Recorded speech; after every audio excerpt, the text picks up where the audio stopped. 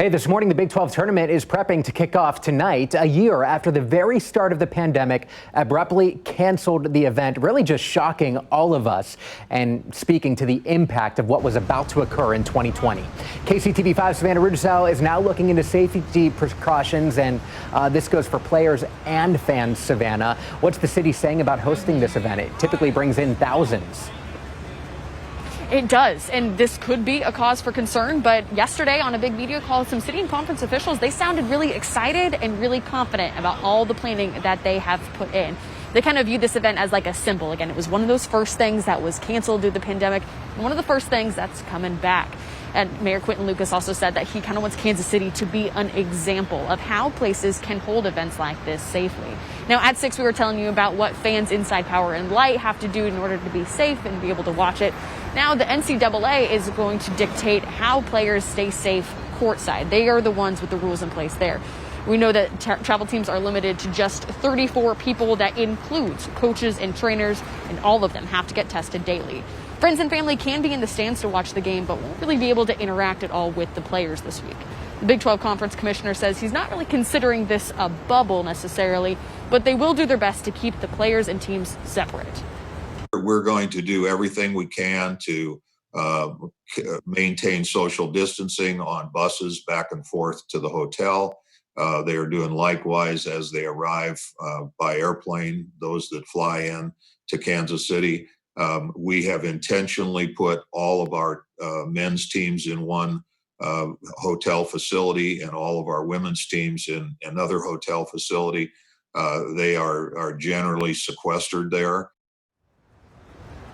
Games start tonight at 5:30 when K-State matches up against TCU. You can count on Danny Breland and Neil to cover all of the action that goes on through the week. Reporting live in Kansas City, Savannah Rudisell, KCTV5 News. All right, thanks, Savannah. Now, downtown Kansas City isn't the only district making up for lost time. Bars and restaurants in Lawrence are ready for a basketball boom after missing out last year. Some restaurants are already planning on extending hours and opening up additional seating. On the KU campus, students see a sign of hope. I'm actually so excited for basketball to come back. I think it's great. It's a great tradition. I'm looking forward to hopefully KU winning. I'm excited to hopefully see life back here and basically chalk it up with the rest of my Jayhawks.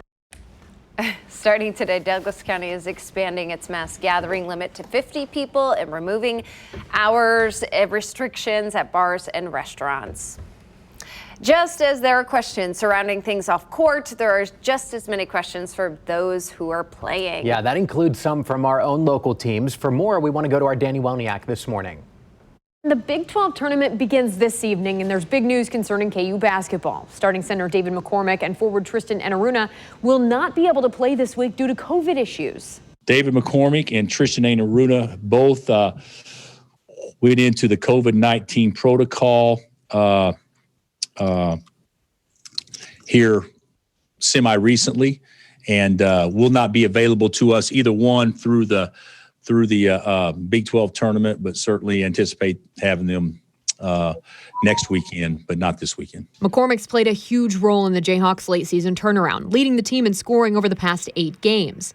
As you guys know, we've actually gotten better playing through David, the second half of the season, and he's had a really good last 10 to 15 games. He's been really good for us. The good news, McCormick is expected to be back in time for the NCAA tournament. We should have our full complement of guys next week. So it's still, it stinks for especially those two without question.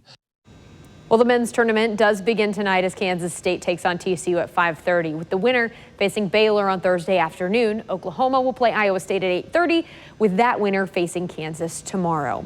We'll have much more previewing the Wildcats matchup with the Horned Frogs tonight on KCTV5 News, leading up to tip-off at 5:30.